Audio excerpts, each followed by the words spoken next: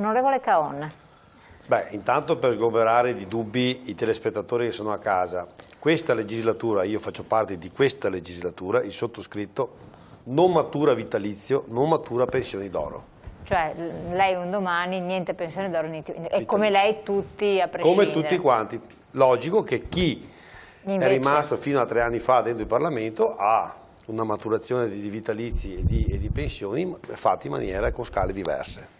A lei sembra equo, esatto, comunque sembra equo che ci sia questo mantenimento precedente. Beh, se me lo chiede a me, no di sicuro, questo no, è chiaro. Allora voi non Difatti io quando ho aperto la trasmissione, che è partita questa trasmissione, ho detto che ci deve essere una giustizia sociale. Non mi sembra di aver utilizzato delle parole così tanto sì, ma la parola giustizia sociale dice tutto, sociale vuol dire a 360 niente, gradi, cioè ci sono parlamentari che se hanno avuto la fortuna di stare dentro 3, 4, 5 legislature e hanno maturato una pensione che fa parte delle pensioni d'oro, si devono fare in maniera di adeguare a quei famosi 5.000 euro che ti devono bastare.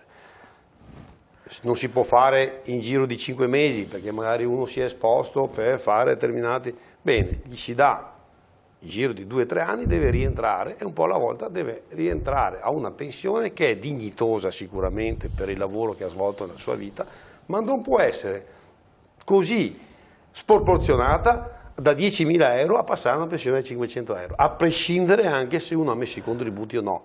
È vero che poi nasce quel problema di dire io prendo 900 euro e ho versato una vita di contributi, quell'altro non ha versato poco o niente, però c'è una pensione sociale di 500 euro. Qui però si innesta un altro discorso. Ci sono state fatte delle leggi, non anche là a quel tempo, non proporzionate col discorso contributivo come si vuole fare adesso, perciò si paga la storia, ma dobbiamo anche creare una nuova società. La nuova società parte con una giustizia sociale. La giustizia sociale sta che bisogna creare un'eguaglianza, non dico eguaglianza come si intendeva magari nel momento del 68 che bisognava avere tutto uguale, ma bisogna dare respiro alle famiglie e perché solo così si può far ripartire l'economia. Mi spiego meglio.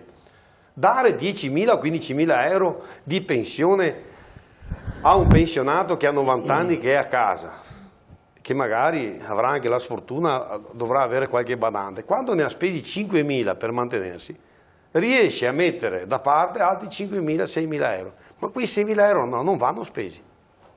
Io devo dare la possibilità alla società di poter spendere per far ripartire l'economia. Anche questa equità sociale che stiamo dicendo, questa giustizia sociale, sarebbe uno sprano a far per ripartire l'economia, perché se io do 1.000 euro a un giovane me li spende, se do 5.000 euro a uno che ha 90 anni che è a casa non me li spende. Lei sa però che molti pensionati sostengono anche i figli, anche i nipoti? Sì, sicuramente, però vede, anche qua è un'ingiustizia sociale, perché io che ho 20 anni, 25, devo andare dal nonno in ginocchio a chiedere 1.000 euro perché ho la fortuna di avere il nonno che ha una bella pensione. Non è una cosa normale in un paese se vogliamo crescere. Questa è la verità. Non è una cosa normale, ma è la realtà di tutti i Lo so che giorni, allora stiamo discutendo non di quello che sta succedendo, ma dobbiamo creare le basi per fare nuovo. Per fare nuovo bisogna avere il coraggio. Il problema sa qual è? Che qualsiasi governo di destra, di sinistra, è difficile fare questa riforma, perché se si va a ledere il 60% dei pensionati, anche quello che ha i 1.500 euro, automaticamente magari potrebbe averne 1.350, 1.400, se si fa tutto quanto in proporzione. E allora diventa un problema per qualsiasi governo, che si chiami Renzi, che si chiami con qualsiasi altro nome. Allora si va avanti con questi aggiustamenti, con un colpo con questo scalone, un colpo si fa piangere una volta, dopo si dice diamo uno scivolo per cercare di dare la possibilità che così nel frattempo si addolcisce la cosa. Quest'anno hanno tentato di fare lo scivolo, tutti erano già... però così, poi, tra virgolette, noi abbiamo cercato, ma scusi, la finanziaria, se passa con la fiducia, cosa può fare l'opposizione? Me lo dica. Passa con la fiducia. Allora, cosa stiamo qua a parlare? Se io ho perso anche l'altro giorno, domenica, a fare degli emendamenti da casa e a mandarli, se poi questi emendamenti vengono incestinati perché c'è la fiducia, vuol dire che il lavoro del parlamentare viene zero, perché bisogna essere anche un po' onesti intellettualmente. Bisogna creare i presupposti. Purtroppo questa finanziaria ormai sta diventando il pozzo di San Patrizio, bastava solo che scoppiasse il problema banche che non è un problema da poco, no, perché stiamo parlando del problema pensionistico, il problema di avere una solidità economica bancaria è basilare per tutto. Lei ha ragione quando parla di giustizia sociale. Parlando di giustizia sociale bisogna mettere anche in conto che questo Paese purtroppo annualmente ha un'evasione di oltre 200 miliardi.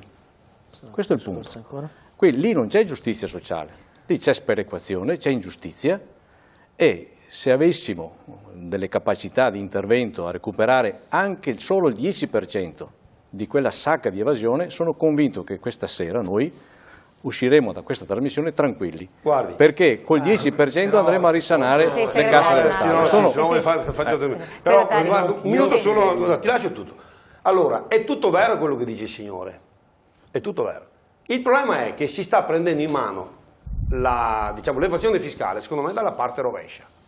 Ed è questo il problema, perché andare a vedere, andare a cercare di chiudere la possibilità di spendere quello che ha fatto i soldi in nero, crea esattamente il problema rovescio.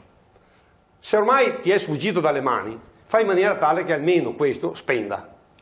E invece chi sta proponendo, a parte del PD, invece di 3.000 euro riportare a 500 euro, è esattamente il contrario di quello che serve. L'evasione va colpita a monte, non si dà, diciamo così, alla banca, la possibilità alla banca di dire fai te l'esattore, vedere se ti mette dentro 2.000 o 3.000 euro, perché così automaticamente i soldi la banca non li vede più e automaticamente le banche vanno in difficoltà. Perché la banca ha difficoltà anche perché c'è meno raccolta, perché tutta l'evasione che sta dicendo quel signore là, che prima era dentro nel circuito, a causa di queste leggi così molto, molto restrittive, giuste sotto un certo aspetto, diciamo così, della teoria, ma ci vanno a imporre che la gente prende paura e non porta più i soldi in banca. Allora l'evasione va sì colpita, ma va colpita in maniera diversa, non alla fine. Chiarissimo, segretario. Ma io ritornerei perché sennò ci allarghiamo a ma perché il problema abbraccia tanti aspetti. Però ci sono tre messaggi. Il primo: non possiamo fare giustizia sociale se non operiamo sulla torta, cioè sul lavoro. Cioè, se noi non abbiamo la capacità di agire sul lavoro e quindi di migliorare la possibilità delle persone di contribuire, facciamo fatica a pensare che rimettiamo ordine, insomma, su tutto il sistema. C'è il sistema a due gambe citato prima da Franco Piacentini, un sistema che era un sistema che aveva un valore, era stato riconosciuto come una grande conquista del nostro paese. Il problema è che in tutti i modi l'abbiamo frenato, è stato frenato in varie situazioni e questo sistema a due gambe va rimesso in piedi, secondo me va rimesso in piedi sia sul piano del pensionistico, sia sul piano poi della contrattualistica, anche del sistema duale della contrattualistica. Attuale? Cioè lo blocca l'Europa, quello che ci dice l'Europa? Ma l'ha bloccato il sistema Italia, cioè il sistema Italia non ha mai fatto partire in modo chiaro la seconda gamba di questo sistema previdenziale. C'è un prelievo fiscale. Doveva essere un prelievo che si prendeva parte dal lavoratore e parte dal datore di lavoro, ma questa cosa poi non è mai partita e doveva essere quell'in più integrativo che dava a chi usciva dal lavoro la possibilità di portare a casa una dignitosa pensione. Io sottolineerei la terza questione, cioè tutta la questione di dare ai figli e togliere ai padri in modo temperato. È chiaro, cioè, vorrei passare questo messaggio, non è che io voglio togliere ai padri, voglio togliere tanto a tanti padri e poco a tanti padri, ma per cercare di rendere equo il sistema. Però perché il sistema funzioni nel welfare c'è bisogno di un welfare e giustamente si è detto, insomma, se il sistema del welfare funziona, noi i servizi li dobbiamo dare, li dobbiamo pagare, li dobbiamo dare ai cittadini in modo equo ed equilibrato, insomma, non pensare che il cittadino poi se li deve comprare nel mercato dei servizi sociali o sanitari. La riforma fatta dell'ISEE, secondo me, questa è una riforma che ha cercato di rendere un po' più di giustizia. Ci sono dei correttivi da fare, mi pare che la legge in questo momento la stabilità lo sta cercando di correggere, perché alcuni correttivi andavano fatti, però vuol dire chi ha dei benefici dallo Stato deve dimostrare se ne ha davvero diritto o meno di questi benefici, e questo era l'indicatore socio-economico, dovrebbe essere questo il motivo di questa revisione. Ultimo messaggio, il 2016 per me da subito è il cantiere. Io non mi scandalizzo con che le leggi di stabilità si fanno con i voti di fiducia, perché da 20 anni che è così, forse anche 30. No, non sto mica facendo la colpa quando no, parlo. Casomai giustamente anch'io mi interrogo se il lavoro del parlamentare è un lavoro che funziona o no, insomma, però insomma, io credo che su questo va riflettuto se tra l'altro anche il sistema parlamentare era un sistema adeguato a far leggi in modo chiaro, coi tempi certi, eccetera, così come la giustizia, insomma. Allora, senza allargarsi troppo, però io direi che il cantiere welfare, il cantiere delle pensioni, non è una promessa che andrà all'infinito, è una promessa che è stata fatta, non era possibile inserire in questa legge di stabilità, la flessibilità in uscita così come sembrava entrasse non è entrata, però è un impegno preciso che il governo si è preso nel 2016 per quanto riguarda la revisione della Fornero, in particolare nella questione della flessibilità in uscita. Soprattutto per le donne. Ho due domande da farle in qualità proprio di rappresentante politico. Lei ritiene che sia stata un'operazione opportuna inglobare l'INPDAP nell'INPS? E mi risponda dopo. Perché avevamo un bilancio INPS di un certo tipo, inglobando l'INPDAP è successo un qualcosa che ha destabilizzato sui numeri l'INPS. Per quanto riguarda invece il discorso che diceva prima il segretario, io condivido il fatto che debba essere diviso l'aspetto previdenza dall'aspetto assistenza. Dal 1° di gennaio 2016, come lei sa, parte l'ANPAL, che è l'Agenzia Nazionale per le Politiche Attive sul Lavoro, dove andrà a intervenire su tutte quelle iniziative a sostegno di coloro che perdono il lavoro, e quindi c'è tutta una fase con l'ASPI, l'ASDI, che andranno a sostituire la vecchia cassa integrazione e la mobilità e quant'altro. Lei ritiene che con questo tipo di iniziativa si va verso una divisione tra la previdenza e l'assistenza, oppure ancora A me sembra che è un passaggio importante, questa agenzia che andrà a curare questo incrocio tra chi esce chi esce dal lavoro e non riesce a ricollocarsi. Ci sono sperimentazioni in giro per l'Italia, in alcune regioni a statuto autonomo già si stanno effettuando, io mi auguro che arrivi su tutto il territorio nazionale per cercare di ricollocare le persone e utilizzare questa modalità di spesa per ricollocare in modo efficace le persone nel mondo del lavoro. Ma lei ritiene che sia giusto che resti nell'INPS o che debba essere appannaggio per esempio del Ministero del Lavoro? Ma mi pare che l'agenzia è appannaggio del Ministero del Lavoro. Sì, però le risorse vengono prese dall'INPS. Però guardi che sulla semplificazione di questi grandi e macro enti nazionali era doverosa, insomma. Ecco. Invece sul discorso INPDAP-INPS cosa dice? Io credo che era doveroso arrivare a questa unificazione. È stata un'operazione complessa, non facile. Non facile, ma doverosa. Perché bisogna anche comprenderla perché l'unificazione, oltre che per trovare un equilibrio. Allora, i due enti avevano anche dei sistemi, diciamo così, diversi da un punto di vista proprio funzionale. Per esempio l'INPS è un sistema molto avanzato sul versante informatico. Per esempio una pensione all'INPS viene liquidata dopo massimo entro 60 giorni. Non si sa ancora quanti esodati ci sono, il numero esatto. No, ma gli esodati è un problema anche quello lì. Si parla di informatica. No, perché gli esodati bisogna comprenderli. Ma era solo un riferimento alla capacità informatica, era solo questo. No, è possibile avere il dato, perché ci sono state, se tu fai un accordo al Ministero del Lavoro o agli uffici decentrati del Ministero del Lavoro, riesci a individuare le persone che sono cosiddette esodate.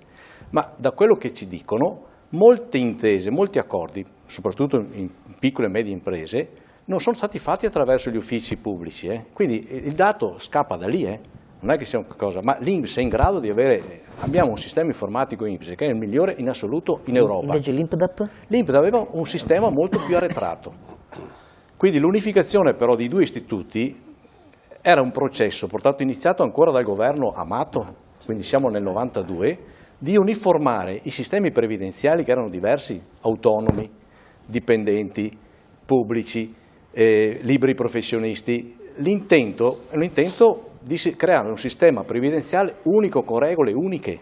Non ci siamo ancora arrivati, ma siamo molto avanti nel processo, sinceramente. Poi è altrettanto vero che abbiamo avuto questo Stato che, quando parliamo di previdenza legata ai lavoratori pubblici, non ha fatto il suo dovere. Tanto per capirci, avendo fatto un po' di esperienza dentro il comitato INPS regionale, nel momento dell'unificazione, l'INPDA, diciamo così, si è portato, tra virgolette, ha portato un regalo all'INPS di oltre 12 miliardi di buco. Ma non è un buco creato dai lavoratori, è che se i ministeri non versavano i contributi, se gli enti locali non versavano i contributi perché c'è il patto di stabilità, è chiaro che c'è un problema. Ma lì dovevano intervenire le finanziarie, come l'esempio che portava lei sugli ammortizzatori. L'INPS può anticipare? Ma se anticipa sempre, il suo patrimonio cala. Chiaro, lo Stato questo è il punto, perché i bilanci dell'istituto INPS da anni sono molto chiari. Ogni anno l'INPS, non solo quello nazionale, ma anche gli INPS regionali, presentano i famosi bilanci sociali. E lì possiamo rilevare la parte assistenziale e la parte previdenziale. Su questo dobbiamo darne atto ai dirigenti e anche ai dipendenti dell'INPS, che hanno questa capacità di mettere in trasparenza i dati. C'è una struttura inadempiente, è lo Stato che non fa il suo dovere nel versare i contributi dei lavoratori dipendenti pubblici e nel non versare le quote degli ammortizzatori sociali, per esempio, come altre fonti di assistenza, perché abbiamo anche delle pensioni assistenziali. Chiaro. Fabio?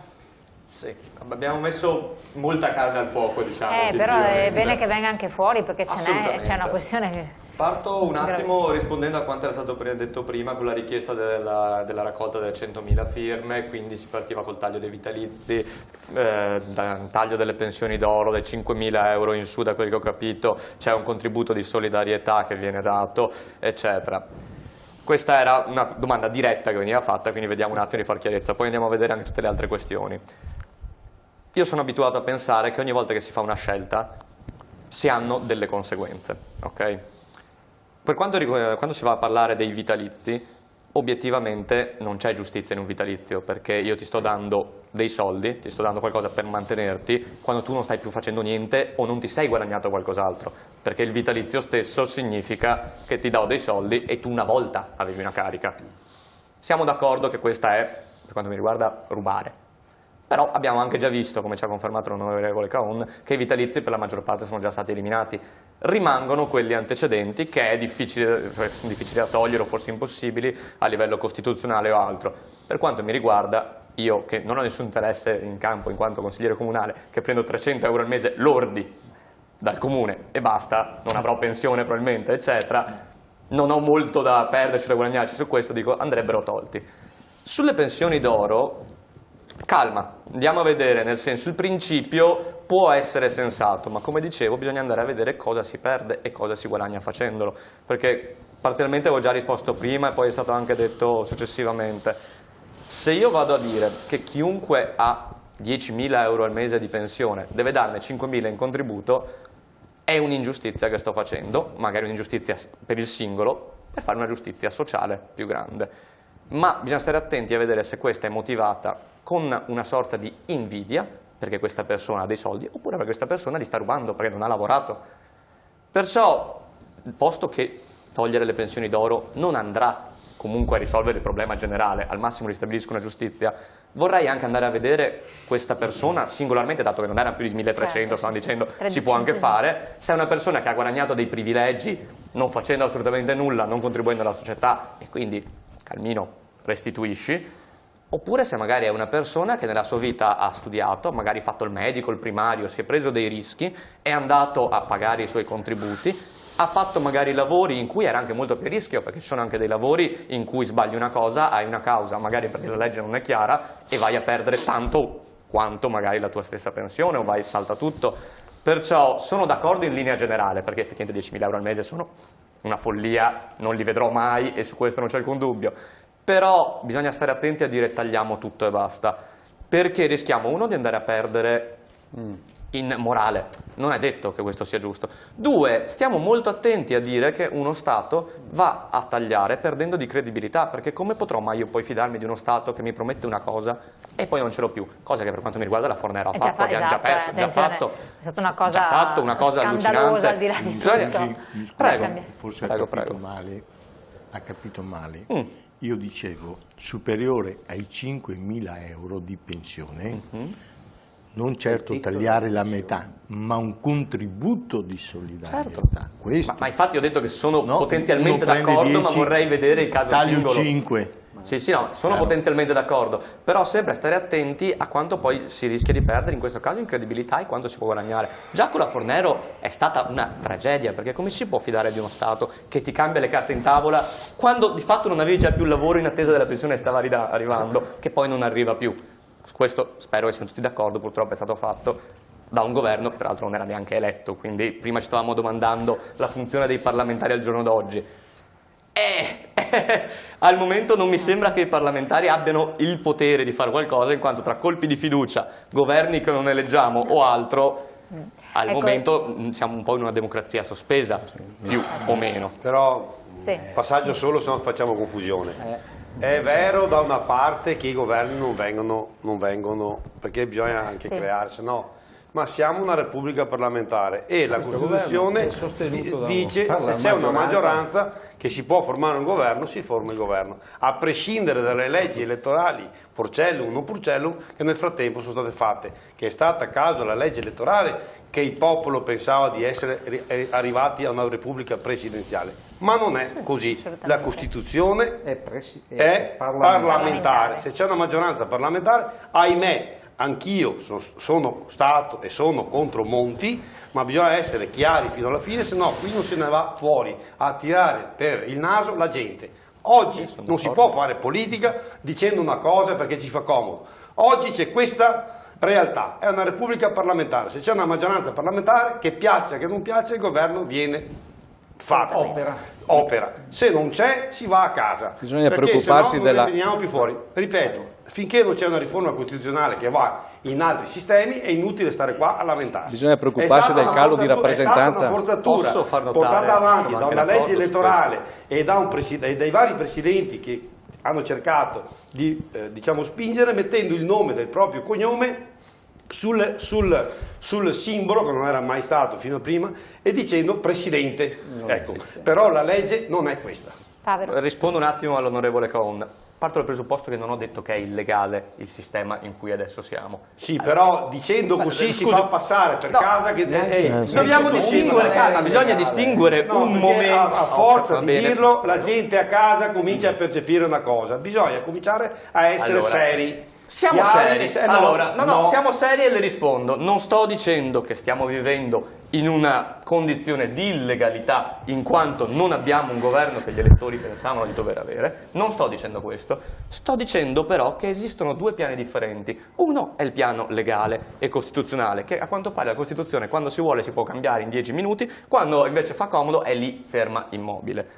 E esiste un altro piano che è quello morale e politico. Quello che sto dicendo è che al momento, da svariati anni ormai, stiamo assistendo a una sequela di governi che non rappresentano quello che gli elettori avevano votato, perché c'è gente che cambia di casacca come se fosse una maglietta. Ok? Non volevo tirarla in causa, però...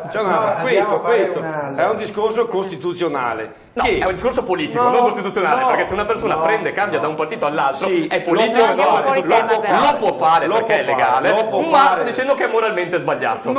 Capisco che lei si senta presa in causa, bisogna vedere moralmente fino a dove si ferma, perché se io per strada vengo eletto con un segretario politico che si chiama X e nel frattempo cambia segretario politico e si chiama Hitler, io lascio il percorso di Hitler per fare qualcos'altro. E questa è la vera democrazia che deve rimanere in un paese parlamentare. Sguotti da aggiungere qualcosa, ma non entriamo in questi diamanti perché è un altro tema. Tanto per chiarezza. Guardate che c'è un problema di calo di rappresentanza politica e istituzionale in questo paese, più che litigare sugli aspetti partitici. Il calo è derivato al fatto perché si va a spacciare un certo tipo di politica al limite della verità, che la gente mangia quel tipo di verità là. È questa la brutta cosa. Invece bisogna dire le cose come stanno e non proprio andare al vicino però dicendo una mezza bugia e faccio passare quella mezza bugia. Perché la gente incamera quel tipo di... Sapete la cosa invece per me drammatica che c'è? È che al di là di questi aspetti che sono comprensibili, nel senso che sono personali, opinioni personali, punti di vista, e quello che diceva prima il segretario, cioè che poi alla fine, fatta la legge, c'è la Corte Costituzionale, c'è la Consulta che interviene e quindi questo è disarmante, perché significa che qualsiasi cosa che viene comunque deliberata poi viene bocciata o viene... Questo per me è determinante. È giusto che ci sia un organo che sovrintenga. Ma magari potrebbe dare un parere preventivo invece che dopo. Questo è un vero problema delle democrazie, però io condivido, sono per un sistema parlamentare, resto per un sistema parlamentare, quindi questo è un governo che finché ha la maggioranza in Parlamento può governare. Io vorrei tornare però al tema, insomma, perché sennò ci addentriamo. Io credo che cosa è possibile fare, cioè noi credo che dobbiamo trasmettere cosa è possibile fare. Io credo che la possibilità di rimettere mano in modo complessivo alla legge, la legge Fornero, io credo che sia abbastanza difficile. Quindi mettersela via, ecco, sostanzialmente. Io credo che ci sono delle correzioni assolutamente possibili da fare da subito e io mi auguro che sia il 2016 si possano fare. Quali sono? Mi dica una. La flessibilità in particolare. Noi abbiamo però prendi il 10% in meno. In uscita. Però ti prendi in meno, già prendi poca pensione, 10% in meno. La flessibilità in uscita va migliorata, temperata per permettere a tante persone di poter uscire e conseguentemente anche creare un ingresso nel mondo del lavoro. Questo io credo che sia possibile farlo. Mi dispiace che non sia stato fatto in questa finanziaria, lo dico, cioè non è che sì, ma la staffetta generazionale, segretario, è stata fatta già 2 anni fa e ha prodotto solamente 5, ma di numero, posizioni in cui l'anziano, tra virgolette, come me, lasciava lo spazio, lasciava il lavoro al più giovane. Quindi questa staffetta generazionale...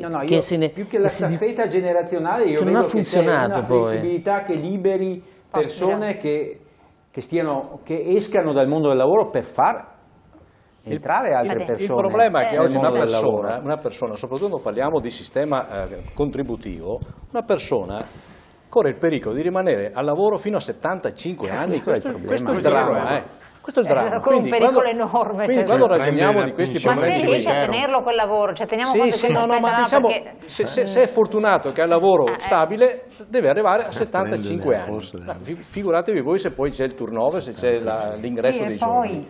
Ma il punto di partenza è, lei lo diceva all'inizio, allora qui c'è la necessità, anzi l'urgente necessità, che le forze sociali si mettano assieme.